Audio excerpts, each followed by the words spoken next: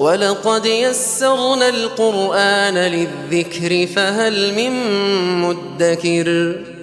असां हिन क़ुरान खे नसीहत लाइ आसान ज़रियो बणाए छॾियो आहे, छा पोइ आहे को नसीहत पिराइण वारो?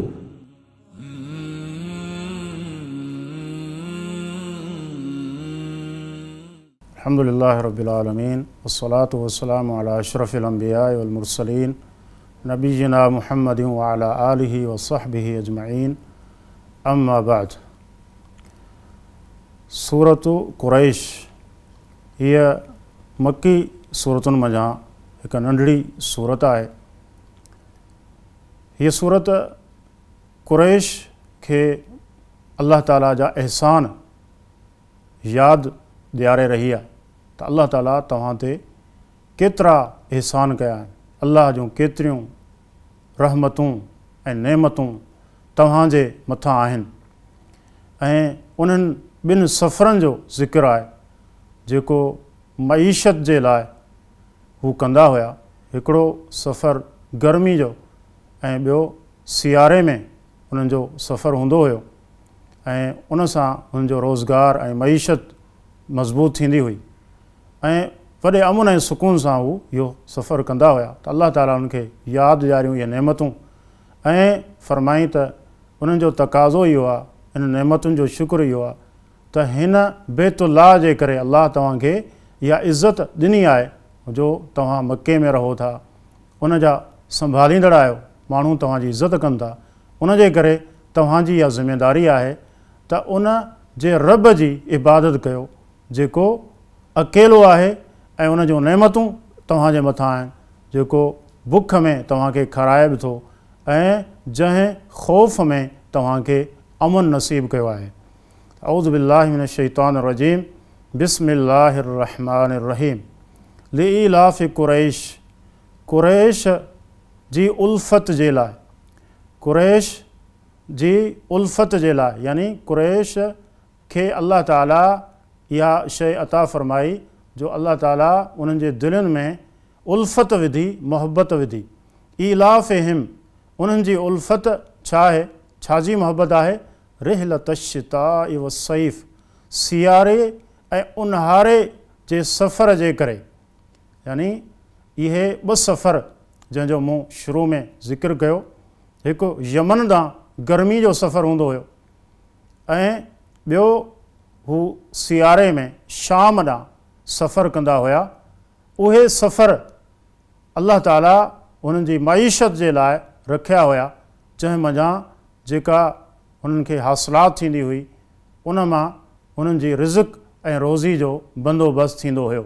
अल्लाह ताला जी इहा वॾी नेमत आहे, अहसान आहे तव्हांजे मथां जो अल्लाह ताला गर्मी ऐं सर्दी, सियारे ऐं ऊन्हारे जा इहे ॿ सफ़र उन्हनि जी उल्फ़त ऐं मोहबत तव्हांजे दिलनि में विझी छॾी। सफ़र बि हिकु इंसान में उल्फ़त हूंदी, उन सां रग़बत हूंदी तॾहिं उहो सफ़र कंदो, वरना कई माण्हू सफ़र खां वहीं वञनि था।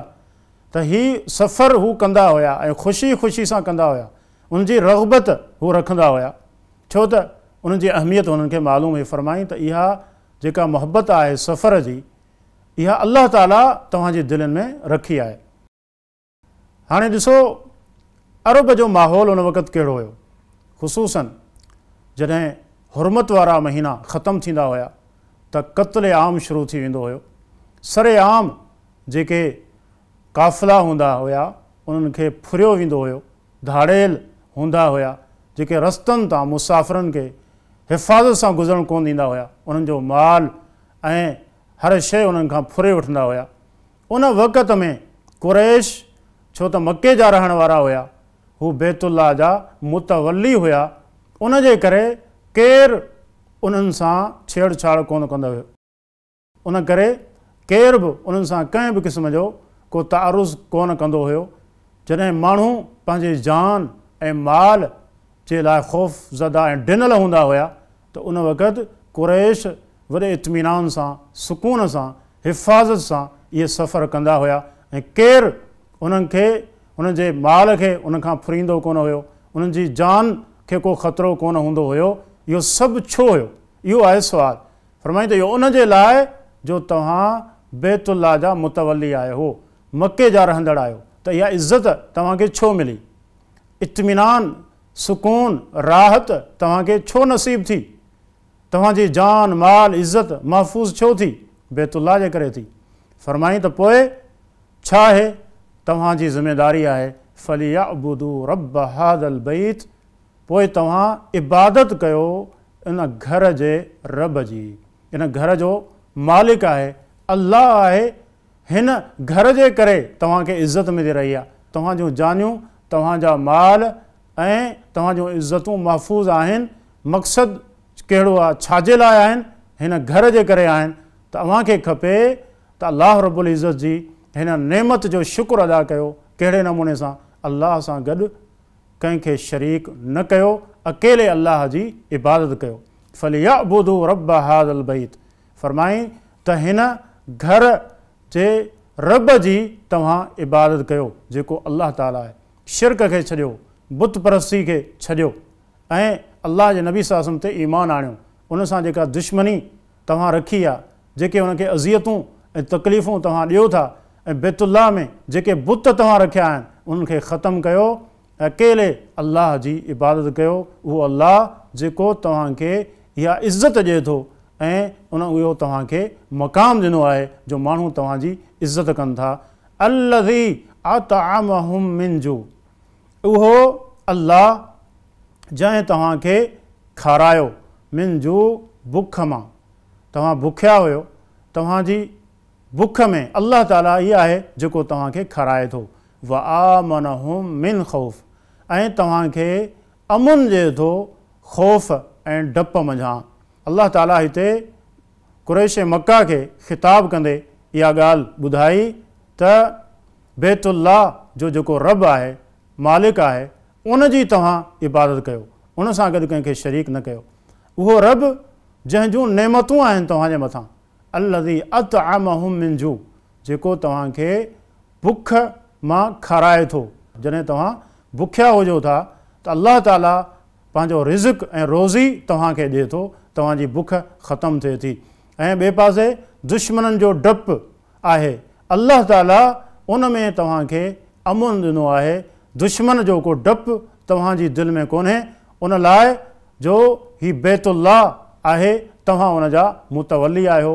हिते अल्लाह रब्बुल इज़्ज़त इहा ॻाल्हि बि ॿुधाई त जेकॾहिं तव्हां चाहियो था तव्हां अमुन में हुजो, अल्लाह ताला तव्हां ते रिज़्क़ ऐं रोज़ी घणी करे, बरकतूं पंहिंजूं नाज़िल करे, त उनजो तरीक़ो आहे अकेले अल्लाह जी इबादत कयो, उन सां गॾु कंहिंखे शरीक न कयो।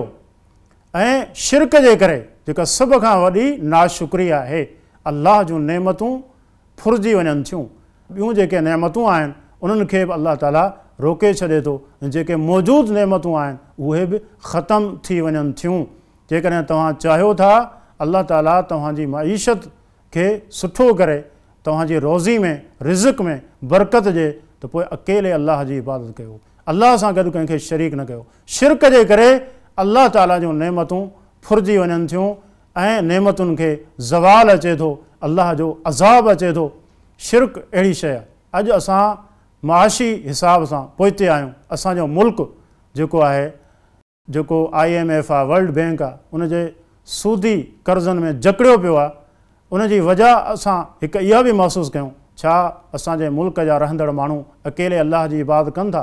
बल्कि अफ़सोस सां चवणो थो पवे, हर जॻह, हर ॻोठ, हर बस्ती, हर शहर, हर मुहल्लो तव्हांखे किथे न किथे मज़ार नज़र ईंदा, किथे आस्थाना नज़र ईंदा। अल्लाह खे छॾे करे उते माण्हू सजदा करे रहिया हूंदा, उते रुकू करे रहिया हूंदा, उते जानवर ज़बह करे रहिया हूंदा, उते नज़राना ग़ैरुल्लाह जे नाले ते ॾेई रहिया हूंदा। इहो शिरक आहे। त पोइ अल्लाह जो ॾमर ऐं अल्लाह जो अज़ाब न ईंदो त पोइ छा थींदो? अल्लाह ताला हिते ॿुधायो, जेकॾहिं तव्हां चाहियो था तव्हांजी मईशत मज़बूत थिए, त तव्हांजे रिज़्क़ में बरकत अचे, पोइ अकेले अल्लाह जी इबादत कयो। उहो अल्लाह जेको तव्हांखे बुख में खाराए थो। व आमनहुम मिन ख़ौफ़, ऐं ख़ौफ़ में तव्हांखे अमुन ॾिए थो। असां ॾिसूं था बदअमनी जे सबबनि वञा हिकु सबबु इहो बि आहे, शिरक आहे। शिरक जिते हूंदो उते बदअमनी पखिड़िजी वेंदी, उते माण्हुनि जी जान माल इज़त महफ़ूज़ कोन हूंदी। उन जे मुक़ाबले में जिते तौहीद हूंदो, रसूलुल्लाह सल्लल्लाहु अलैहि वसल्लम जी सुन्नत हूंदी, उते अल्लाह जूं बरकतूं ज़ाहिर थियनि थियूं, इंसान जे रिज़्क़ ते बि उहे शयूं नज़र अचनि थियूं।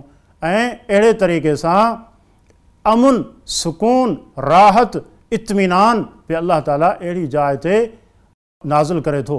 त हिन नंढड़ी सूरत असांखे इहा ॻाल्हि ॿुधाई त अल्लाह रब्बुल इज़्ज़त जी इबादत करणु खपे ऐं उन इबादत जो फ़ाइदो कहिड़ो थींदो जो अल्लाह ताला असांखे बेतहाशा रिज़्क़ ॾींदो, बग़ैर हद ऐं हिसाब जे ॾींदो ऐं बुख ऐं बदहाली खे ख़तमु कंदो।